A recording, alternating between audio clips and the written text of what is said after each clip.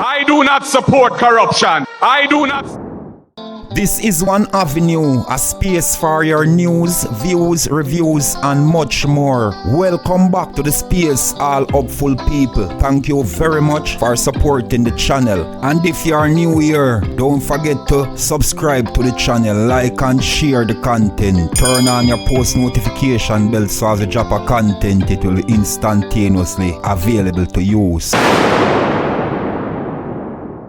Hopeful and loyal people, today we will take a look at markgolding's speech that he delivered in Manchester a few days ago. And my people, in this speech he says a lot, So my people, just listen this speech to the end, and from what you heard, leave your conclusion in the comment section below and let us have that discussion. And if you are new here, welcome to the space. Don't forget to like, share and subscribe to the channel, and turn on your post notification bell so as we drop a content, it will be instantaneously be available to you. So my people, let's get into it and hear what this man got to say, my people.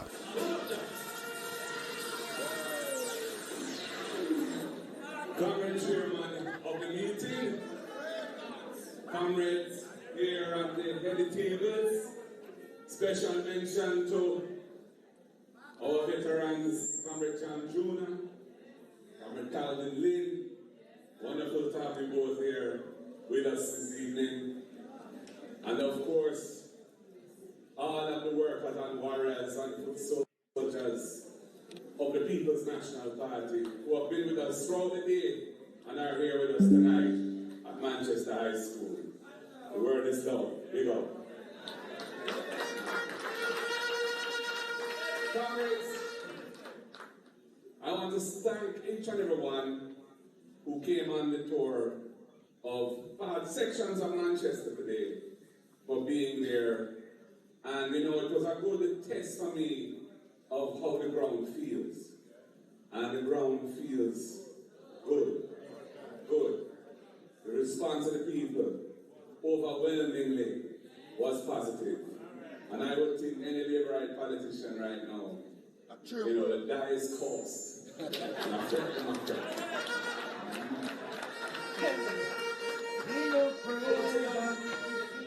has been said, hide no win election, hide no win election, crowd no win election. What matters is how many people come out and put their heads beside the head in the ballot box. So when you count them up, we have more than them. A simple thing. And as has been said, the way that we ensure victory is by, first of all, our delegates analyzing numbers historically and set the targets for each constituency, each division, build it right up from people. Then now, the workers have to go there and canvass the people there and find out how many PNP people are out there. And if we're below our target, the candidate and others have to go out there and persuade people to come on board so that they can be added to the PNP list. And once we have the list and we're on target, on election day, we just make sure so we go for them and we bring them in and then vote for we and done this. We win. And that is what we all need to do. So it's a hard work, not an easy thing, not to go out there and do the work, but it's well worth it, comrades. Because that is what assures the victory. And of course, we need to have our workers in place, and they will need to be trained well and motivated to do the job for the party when the time comes. I have a lot of faith in the Manchester comrades. I feel, yes, thank you for the reminder. Yes, a year ago, under a year ago, February 2024, we pulled off a sweet victory. A sweet victory. Some get 4 love. And overall, it was an impressive performance. And it showed that we are well on the way to winning all 4 in Manchester. And that would be historic. That has not been my time. We have had before, but not in recent memory. 89, time. So, comrades, it's a good feeling. Yes, sir. Vibe is right. Yes, sir. The environment is conducive. The energy is with the People's National Party. Jamaican people fed up on this government, disgusted by this government. They want change, and they see a united PNP with a leader of integrity, a leader who will listen and care to people, and they want us. We just need to go and do what we have to do to make sure it happens. Comrades, there are a few little issues I want to talk about. You know, one of them is constitutional reform. The government has tabled a piece of legislation in the House of Representatives in pursuant to their constitution.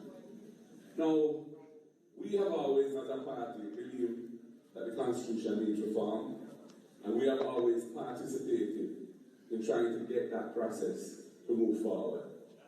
And although I have grave misgivings about how they're approaching, I have not withdrawn from the process itself, because I feel we ought to engage and try to educate and persuade and get them to see it in the way that we think is right. So they've tabled this bill in Parliament, and they've appointed a joint select committee. And we are on the joint select committee. In fact, it is the first joint select committee since I became leader of the opposition that I will be sitting on myself. But I don't want them to misunderstand the situation.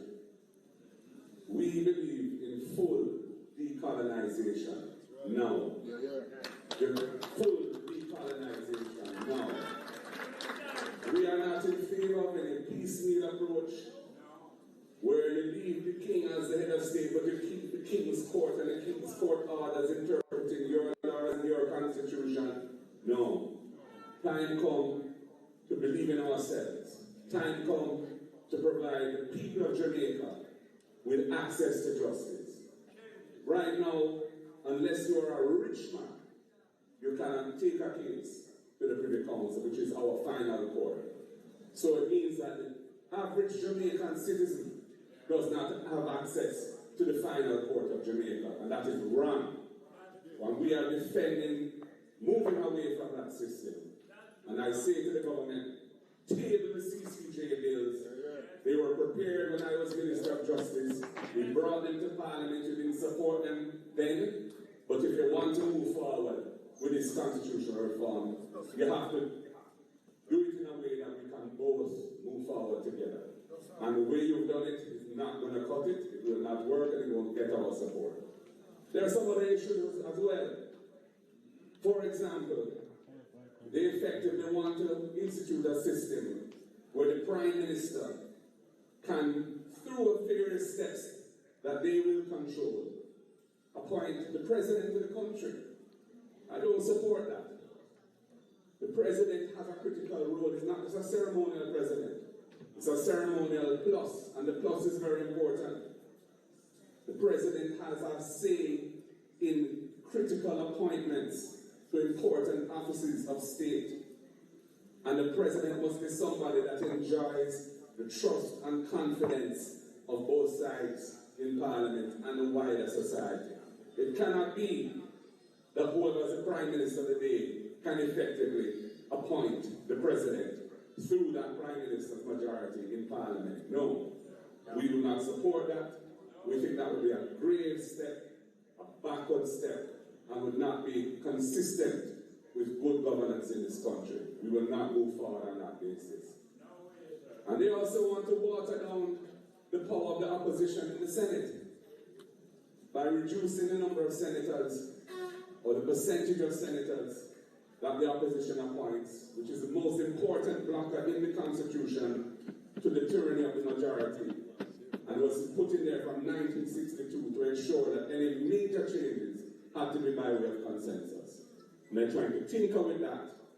And with this mechanism by which they can effectively appoint the President, and the President appoints the senators that are taken away from the opposition, they will remove the blocker that the opposition has and legislation that would amend the Constitution in fundamental ways and potentially take away the rights of the Jamaican people.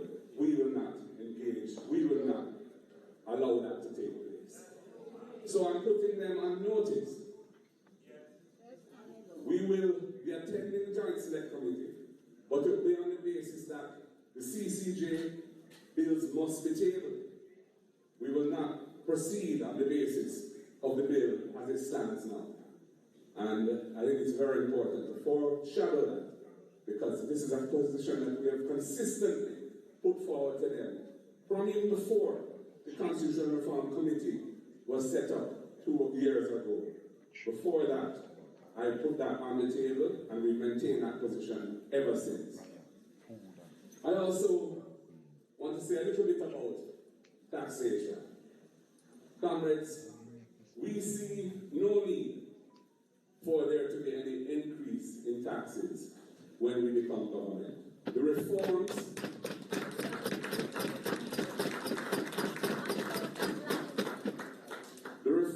which were implemented under the PNP administration and continued after by the GLP government have been very successful in increasing the revenue base of the country. In fact, for most of the years of this government, when they talk about no new taxes, they have in fact collected on several occasions $100 billion more in the fiscal year than the revenue estimates that they had put forward at the beginning of that fiscal year. So that is how successful the tax reforms have been. And this is when the economy was hardly growing, because they've been a spectacular failure when it comes to generating economic growth. So we don't see any need for any new taxes at this time. Our spokespersons from time to time may say certain things. One of them, for example, is that existing taxes that are collected on imported food items, we should earmark those funds to developing local agriculture that can eventually replace those imports. So we grow local production to replace imported food. Yeah. But we're not talking about putting any new taxes on imported food, because we don't see the need for that at this time. The last point I want to make, comments, concerns the Integrity Commission. I was at the National Day of Prayer this morning, and I said that it's important that Jamaica defends the institutions that we have built to make sure that this country is governed in a principled manner, in a democratic and transparent manner, and in a manner that builds the confidence of the people of Jamaica in the leaders of the country who they elect to govern. I think it is absolutely deplorable that the Prime Minister could be bringing proceedings in court to effectively strike down the Integrity Commission Act, the legislation which creates the anti-corruption framework of this country, and also to challenge the offence of illicit enrichment, just to try and say that that is unconstitutional, though it comes from the UN Convention Against Corruption and was put into our domestic law 20 years ago at least. And so he's trying, and he's facing an investigation for illicit enrichment himself. One in which the Integrity Commission has said there should be a referral to the Financial Investigations Division and the Tax Administration, Jamaica, to try to get to the bottom of his very complicated personal financial affairs, with 20 bank accounts under his control, and 28 bank accounts under his control, and hundreds of millions of intercompany transactions between his various private companies over the period of their investigation. I don't know how a Prime Minister who has put under his own control most of the important agencies of government that affect the economy, the Port Authority, the National Housing Trust, NEPA, etc., etc. the UDC, the Housing Association of Jamaica, how somebody who says that all of those agencies must report to him as minister is so busy doing all this private business. No wonder the country is not growing. Because the minister with responsibility for growth is so focused on his own private business affairs. Not to mention the more important point, that many of his private interests are in the real estate sector. And many of the agencies which report to him are in that same sector, creating potential conflicts of interest, one of which became manifest in a recent Integrity Commission report concerning the Estate Bridge Company. And I say the Prime Minister should give up ministerial responsibility for any agency which is involved in any regulatory or commercial matter where he has private business in that industry. We don't want a government that creates structural conflicts of interest to undermine the trust and confidence of the Jamaican people in the leadership of this country. Comrades, time come. We need change in this country. The government has gone astray. It has gone off the rails. The economy is in decline. We're facing 2 consecutive quarters of negative growth. And in fact, 2024 will be a year of negative growth for the country. This is the first year where the revenue projections are not being met by the collections, up to November anyway. The country is facing a cost of living crisis, and the government is tinkering with this and that to try and say they're doing something about it. We have a terrible crime and violence problem, and they're bragging about a modest increase last year, but they were coming from a mountain of murders, which is where it had reached under their watch when they took over in 2016. On average, 25% more murders per year than when Comrade Peter Bunting was Minister of National Security in the Portia since the Miller administration. Jamaica needs change. We're going to have a challenging time of it when we take government, but we're approaching it in a caring manner, a respectful manner to the people of Jamaica, and we intend to tackle the real challenges of facing our country. Problems of human capital development, the weaknesses in the education system, early childhood development, primary school, training, the training system of the country, where we have several 100,000 Jamaicans who are working age but are not in the labor force. And we have the private sectors shouting and hollering that they can't find skilled labor. The Jamaica Labour Party, them can't cross it. The PNP must take this country forward. And we intend to do it. And we intend to win the next election and govern this country in a way that the Jamaican people can have trust and confidence in our regime. Comrades and friends, it's been a long day. I don't want to be any longer. I feel everybody has heard enough, and I want to say once again, comrades, thank you for your energy, thank you for your loyalty, thank you for your commitment, thank you for your support, thank you for being loyal and determined, patriotic comrades of the People's National Party.